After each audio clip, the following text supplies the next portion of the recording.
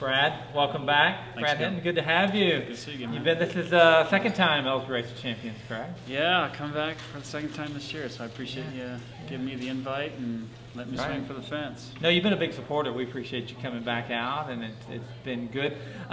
You know, it's really fun this year. We actually have some questions that have been given to us, so we're going to ask you a couple of questions that were submitted via Facebook. So you never know what's going to come in, but the two I have for you are fairly benign. Ashley Schaefer Morris would like to know, what would you say is the greatest sacrifice an ultra runner has to make for the love of the sport? Time. It takes time away. You know, I've got a beautiful wife and 4 little kids. How many? I'm sorry, excuse me. I heard. What? How many kids? 4. 4. Okay, that's some time. So, and you know, when you're competing at any distance, and certainly enough to run with these boys, you've got to put in a lot of work. Right. And so that's absolutely the biggest sacrifice. Right. This time. Right. You know, you have to not do things in order to be all in for this thing. Right. Well, this is a good follow-up question. We had Helen said, those of you with families, how do you juggle that time? Well, you have to ask Holly. Well, you've got to be on board, and you and your wife, your family, your kids, you've got to be on the same page, lay out your goals. Right. And give consideration too. You know, it's one of the reasons I do a lot long runs when it's not convenient. You know, not the best time, like Sunday afternoon or in the middle of the night. And yeah, you've got to do some different things, running around the field while the boys are at football practice. You know, stuff like that. Absolutely.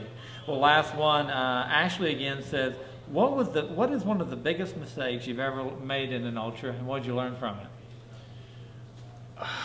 Well, the biggest mistake is always going out too fast for me. Well, you probably won't have a problem. Dave James is here, so he'll take care of that for everybody. Yeah. Well, and that's exactly what I did last year. I let them all go out guns blazing, and then I passed them when they were sitting in chairs. So there you go. It's the same tactics I'm going to employ this year. So now, there was a lot of carnage at some of those aid stations. Yeah. There was, and I didn't have my A game last year, but I was able to go forward and you know, pick up the pieces and end up having a decent finish. So. Right. So you're a veteran. You're learning. Yeah, we're trying. That's right. Thank you, Brad. Good luck tomorrow. Thanks. Thank you. Appreciate it. Patrick, good to have you here. Patrick McClay, welcome to Ultra Race of Champions. Thank you. Thanks for having me. Yeah, thank you.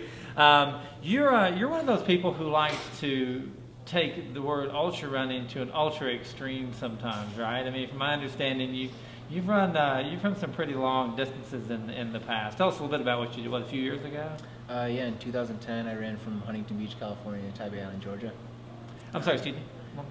Tybee Island Beach to, So that would be like across the continental United States, right? Clear across the country. So how'd that work out for you?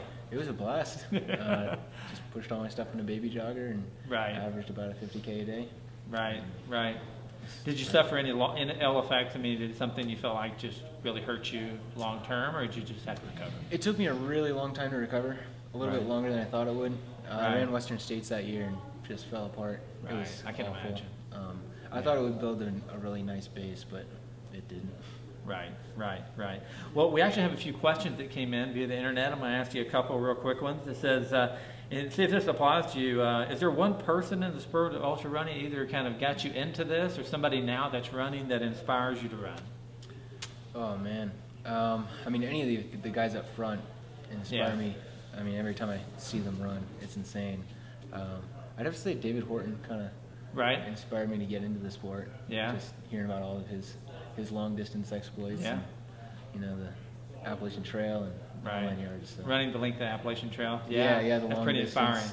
Yep, and he did a Transcon too. So. That's right. Yeah. He swore that broke him. That he was never the same runner after that. I don't know. He had some pretty good results after that. After the Transcontinental. Yep. Yeah. So this is a good one. Brad Zenner wants to know, what besides your fellow competitors is the strangest animal you've ever seen running on trails? Anything good? I've seen a ton of snakes and a couple bears, but I don't think anything out of the ordinary.